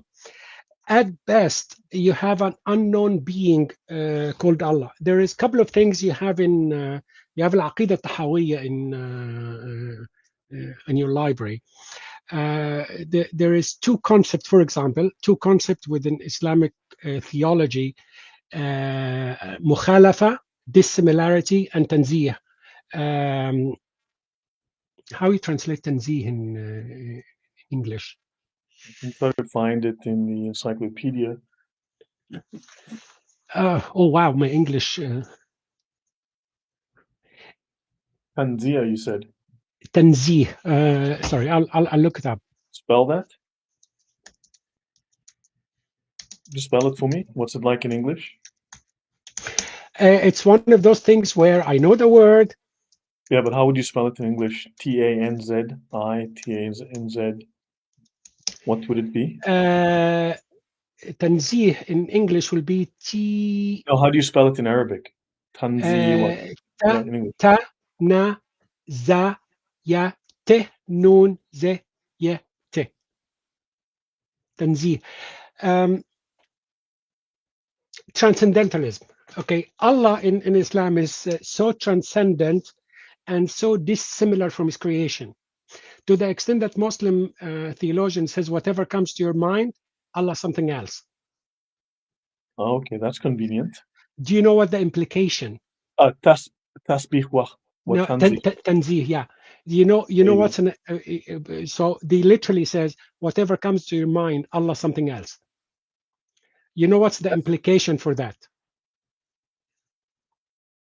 Tell me. No, I'd be No, the curious to know. implication is you can never tell me anything about Allah that can be understood by human concept. Yeah. So Ever. withdrawal in theology, denying Allah any resemblance to anything. Okay, Transcendentalism. human understanding, we are limited by our human understanding, human experience, and human language and culture, and so on. If there is absolutely no similarity whatsoever, then you cannot actually tell me anything about Allah. Okay? You follow? Yeah, no, I mean you can't. Yeah, so Okay, so there's sorry. so No, Allah has no relationship to his creation. He he's has nothing in dissimilar common. from his creation. But here's the problem. What's the Quran? It That is that doctrine negates the existence of the Quran. It makes the Quran being revealed in a human language is not telling you anything about Allah, because Allah is dissimilar to the creation, and you can only understand language that is use human concept. and Allah can only speak Arabic, which is Uh, interesting. no, Allah cannot speak in human concept. What there is a lot of things when the Quran says Allah has a hand or a side. Muslim Sunni, at least theologian, who says he has a hand, a true hand, but it means whatever he means by it. So then Okay, Allah is sorry, deformed or no, undefinable. Allah is what? nothing. He's No, what does it mean to me? Because the problem is you have to understand the text as prescriptive, and you cannot use reason to understand what it is. That's why I yeah. said it's intellectual junk food. So you have an unknown being with someone telling you things about that unknown being. That's one problem. The other Yeah. problem, it actually doesn't solve the problem it poses. Every religion, every belief system, every philosophy must answer four questions, because we already here, me and you were talking. So how did we get here? And we're already discussing something because we don't think everything is perfect. So what's the problem? And how you get out of the problem and how it all ends. I can translate those in theological terms, like you're talking creation, fall, redemption, consummation, or you can use it in Darwinian term, whatever it is. And the answer for the question must actually be consistent. According to Islam, how we get here, Allah created everybody. Okay, what's the problem? You don't obey Allah. How you solve it? Obey Allah. Isn't that the problem? Because you're asking me to repeat what I couldn't do. Okay, so I Right. am. This is a mind bender. Sorry, I didn't. I didn't reject it because someone did something I didn't accept. It's because it's rationally and logically, it's inconsistent, incoherent belief system. Yeah, that means there's I no objectivity. There's nothing that is objective. You cannot in Islam. You actually cannot tell me logically. You cannot tell me anything about Allah that's meaningful, because if I understand it, He's something else. But then how are we the creations of Allah? How are we in His image? How are we in any way able Sorry, to in imitate His image, that's not an Islamic concept. concept? Yeah, I know. This is insane. I mean, this is a completely alien Even though there is God. a hadith says Allah made Adam on his image, but Right. Muslim reject the concept, because you will have a lot of things that actually don't go together at all. Another one, and I stop here. If you really understand Islam correctly, the best way for people to be saved, according to Islam, is never to tell them anything about Islam. The Quran says Right. Allah never punish anybody unless He send them a warner, a prophet.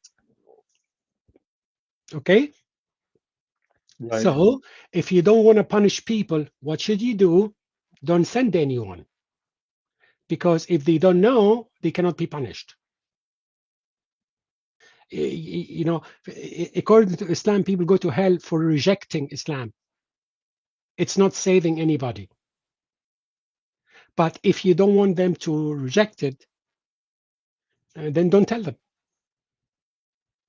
That is, I can see this your is, facial expression. dude, you know, the problem is, okay, so when I read the Sharia, it'll say you cannot kill babies. Absolutely not.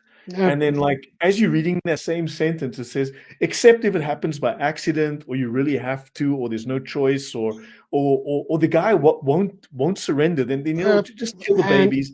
not And even in by accident, because Muhammad, some of his followers came to him and says, we raid villages at night, and yes, I we know. we So it we kill. contradicts itself in the same sentence. It'll say A is one, and in the very same sentence, before it even gets to the full stop, it'll say the exact opposite. The, So the there's whole the whole literally thing is a whole self-contradictory belief system. exactly. So when you read the Sharia, you see this. It is literally, I mean, everything is abrogated, everything is opposite. In the Sharia, there is for every single law or rule or precept or commandment or whatever, there is its exact opposite that is also valid. Right? It's literal contradictory opposite is also valid. It's crazy. And now you're saying the Yeah, theology is just as backwards and upside down as that. It's remind insane. me of a Latin book was written by B.Apologetics called Sic et Non, yes and no, where you can get everything where there is the yes and no for it. There is an Egyptian author who did it's a fiction book called Maulana, where at part of it where he's interviewing supposedly a cleric, a sheikh, to speak about a certain subject, and the sheikh asked him, "Do you want it to be halal or haram?" It's like Yes. I can do it either way. Which one you would like? Yeah. Remember I said earlier there is no legal there's technically there are no morals in Islam. There is legal and illegal, and there are legal loopholes that can allow for breaking all of the law. and you can make the legal illegal and vice versa. So there are some Muslim society in Africa where the marriage is not limited by four. It exceeds that a lot. And the loophole they took was a commentary by Fakhruddin al-Razi. I believe you also have his book, where al-Razi said when the Quran says marry 2 or 3 or 4, he's yeah, not limiting you to the 4. It's actually, he's using wa and in Arabic, which means that an addition, and that means 18, but it's more like, he said, yeah, marry 2, 3, 4. It means any number you like. So whichever one you want to take it, it yeah, works. it's representative of many. It is not a limit. I know it's so you. This is why there is it is completely subjective. It is irrational. I mean, look, the Sharia explicitly claims that Islam is Gnostic, and if it's Gnostic, it is not founded on any kind of reality. So Because the being supposedly the Quran present is, according to the Quran itself, is unknown, unknowable. Because if the Quran is true, then the Quran cannot be a revelation of Allah, because you cannot reveal anything about Allah using human language. he's nuts.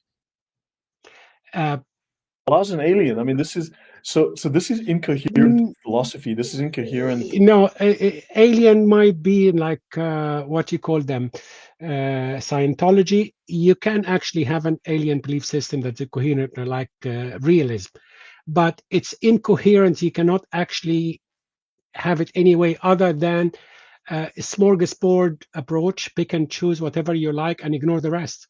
This is nuts. You know, can we have this conversation again and maybe we prep some notes? Maybe we get through some of the theology. I look up some of the notes. You know, we Okay, prepare a few look it talking. up. It's better for me if I actually don't prepare, because if I prepare, I tend to over prepare, and then I'll be No, that's fine. Look, that's speaking fine. I mean, this gibberish. is just a great conversation because this is a very new chapter in Islam. This is something new for me as well. I mean, I'm aware of the inconsistencies, but you are explaining some of the foundations that I was not aware of. You know, have you ever read Immanuel Kant? Um, I've been to his outside of his house. I looked at his, went to his statue Okay, and if whatnot. if you try to apply Kant transcendental reasoning to Islam, it will really get wild, Yeah, because I've actually, you know what, I've covered him in my philosophy series. I can't remember offhand, but look, having read through a lot of these people were nominalists, as much as they may lie about it, try to claim otherwise, that they're not objective. They're not into objective reality. you can't be Well, objective. You literally can't, because we were talking earlier about Sharia. When you have the exact same action taken by different people with a different punishment or different halal and haram for each one of them, that's not objectivity. That's literally the definition of being subjective. Depends on who did what. yeah. And Uh, Kant destroyed philosophy. Kant did not. I mean, if I remember some of no, his ideas. that would be Hume who destroyed philosophy. No, well, look, when I did a series on, I cannot remember the references. I'd have to go back and read it. But many of these people were just talking bullshit, as far as I can tell. Kant, one of the things he did, which is helpful in this case, the transcendental No, he reasoning, wasn't. is Who he was the was guy that going said, into what would have to be true for that statement you said to be meaningful. There is yeah, certain foundation to make any sentence meaningful. you know, I know that for instance, like when you look at various of these philosophers, they will emphasize something they said that was profound. I mean, even a stopped clock is right twice a day. So they would have said something that was genuinely profound and fine. But when you look at the rest of their philosophy, it's Oh, garbage. I absolutely agree, because Kant at the end he became subjectivist, and the Yeah. differentiation between the noumena and phenomena was And just wild. who But was the philosopher that said, I think, therefore I am? René Descartes, and he was Descartes. Yeah. cheating. He was Now cheating. think of this. So pause a moment here. So for instance, everyone goes, wow, that's a profound statement. No, People don't realize that they're misinterpreting the statement because they've been educated to do exactly yeah, that. When he says, because I he could. think, no, hold on a second. When he Yes, says, go on. I think, therefore I am, what he means is, I think, therefore I am God. Because in a Christian context, I am is God. God is the I am. So he's saying, I am God. So people go, no, I am conscious. I exist because I have intellect. No, no, he never said that. He said he's Yeah, God. yeah, There's a so everyone gets it yeah, wrong because they train and to he mistake. actually logically he begged the question. He started with the I to prove his own existence, Yep. because all what he knows logically, there is thinking going on. Who is Yeah. thinking? I don't know. And Because so he these can equally said, people, I stink, therefore I am. yeah. I mean, so when you read their philosophy and you realize that these universities are just they're idolizing people that were writing garbage, utter garbage when you read their stuff. I Um, we all right now, actually, most of us are Hegelian without knowing it. And that was the most mind-bending philosophy of them all. I don't think okay. Hegel himself understands his own Yeah. philosophy. We have But Sam saying, "Bring him back, please." I've got people saying, "We need to bring you back." And if you guys follow me on X and I get to 10,000 subscribers in the next 90 minutes, I will consider issuing an invite to him. How's that? Yeah, so I'd like to let's not go to. Wow, thank you very much, South Mongoose, for the £5 super chat. Thank you very much for that. Yeah, shall we prepare some notes and have another conversation? We can. uh, yeah, you can prepare notes. I'm still here. You can have somebody ask a question, and Yeah.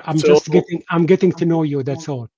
Yeah, look, that's all. I mean, it takes time to get comfortable with someone sometimes, just but yeah, I mean, this is interesting.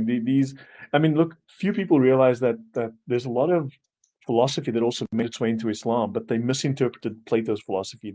They found a fraud who had written what they thought was Plato's philosophy, but they discovered it wasn't actually him. So they had these for hundreds of years, they had the wrong Oh, philosophy. the worst one of them all, in my personal opinion, is Ibn Rushd, Averroes, who Yeah. created something that's in philosophy that's absolute nonsense. Yeah. The double truth, where you have something that's truthful in a theological sense, but it's not truthful in logical sense. Right. No, this is, Be- I mean, so I'd have to go do some research on that myself because I've looked at the notes, but not in depth, and I haven't done any work on it. But this is, I mean, this is just garbage philosophy. It's in the West. It infected the West during the, not the Renaissance because the Muslims through the Byzantines infected the West with it's this mostly philosophy. during the French Revolution. No, no, I've covered the French Revolution. That was insane. But yeah, but it entered Europe. These ideas entered Europe in the from the Byzantine through Italy and so on. But yeah, that's something we're talking about. So, but thank you. I mean, let's pause here and we'll pick this up again in a couple of weeks if you're okay with that, so we can Sure, prep. anytime. Just But let this me has know. been amazing. I mean, seriously, mind bending some of this information.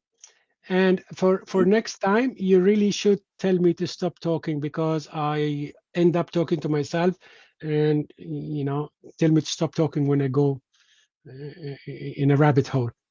All right. Yeah. No, sorry. I should just let me just take this off stream. Yeah, people are very impressed. I think everyone's been, really had their eyes opened, because there were some things that were just like, huh? Even for me, I don't read the Arabic. I don't understand the culture as much as you do. I've spent 10 years in the Middle East, but I mean, I know there are gaps, but you have just filled in a few crazy histories that, like it's like hard to, because I was in But courses. by the way, most of those were gaps for me, because growing up in Egypt, what we studied at school was selective history. Mhm. Like in our school books, Egyptian history, we have an entire 600 years of Egyptian history almost doesn't exist. From the first to the sixth century, we go from the Greeks to the Islamic, Right. and the rest is just we fly over it, because we had people are convinced that the entire Egyptian history started with Islamic conquest, which is as weird as it False. sounds. Yes. No, That is, yeah. and then when you start reading the actual history, it's like, wow, why Yeah. nobody ever told me that? So anyway, thank you for having me. Yeah, this is yeah. No, really, I try to go roughly 90 minutes. We've gone just under 2 hours. I try also not to go over 2 hours where possible. I try to limit. But yeah, let's prep something. Let's talk again. I mean, this was really interesting. There's so many things to explore. For the audience, please drop your comments, drop your thoughts, what you'd like him to speak about, what you'd like us to research and speak on further, because this really opened an insight into Islam that even I was surprised at, and the history that even I was taken surprised at, you know. Or they can ask me on X, you know. Yeah, follow us on X. I am on X. We dropped his details. It's in the chat. At Ibn Warraq, and yeah, me under my name. The reason I use too few Lloyds is because I think there's too few of me. But so, but that's one reason. But yeah, everyone is really really impressed. I think everyone's really surprised. And And I used Ibn Warraq for being Egyptian, you know. We're one of the original who make papers. okay, no, Ibn yeah, Warraq means the son of the paper maker. son of the paper maker. Okay, So yeah. back to the papyrus and stuff like that. So All right. And anyway, Lloyd as thank well you. should exclude the grey head. Yeah, no, thank you. Yeah, so perhaps we can listen in a couple of weeks. I've or you know, sometime next week. I've got a busy schedule this week with interviews, and then but I'd love to have this chat again, and we can plan a few things. Yeah, But this was just drop me a note, because he actually had absolutely no idea how my brain works. Now you have a rough idea, so you can direct the chat next time. yeah. Also, I noticed I appreciate that. I mean, of the things that I was saying, you added to them, you corroborated them, or you expanded upon them, but at least you didn't like say, no, I'm wrong. You know, I appreciate that, you know, because you seem to, Yeah, when we're dealing with a contradictory belief system, nobody can be wrong, because whatever you says, I can actually prove it from the text. yeah, no, And the exactly. opposite. No, I can prove it from the text, and I work with the text. I don't work on opinion. You know, I work on a basis of evidence and logic. I work with the trivium. You understand the concept of the trivium as well. Yeah. So I work very much within that framework, and I notice that Muslims don't. It's all mythology. It's all made up. It's all opinion. It's And you will see the greatest achievement for most Muslims is, I memorized the Quran. It's like, okay, did you understand it? They memorize it, not understanding it. right. No, I don't work for and memorizing. I would like to understand what I'm memorizing. no, these distinctions are very important, and that's true. And also, I mean, remember that in Islam, there's Samir, there's this letter magic. I mean, technically, it's like NLP on steroids, where they confuse with magic, with words. They weave spells. It's crazy that when you look into the Sharia and when you look into Islamic doctrine, magic is like 45% of it. Magic is everywhere within the definitions. Next time. Yeah, no, fantastic. Thank you very much. And yeah, well, we'll pick this up on next. And guys, thank you very much for the participation. Please drop your notes, your thoughts, and your questions for next time, topics to explore. And it could be a very interesting discovery. I mean, we're opening up Pandora's box here with Islam. And yeah, that's been great. So okay. And because I never use that, I'll disconnect now. Bye. thanks, guys. Take care. Bye bye.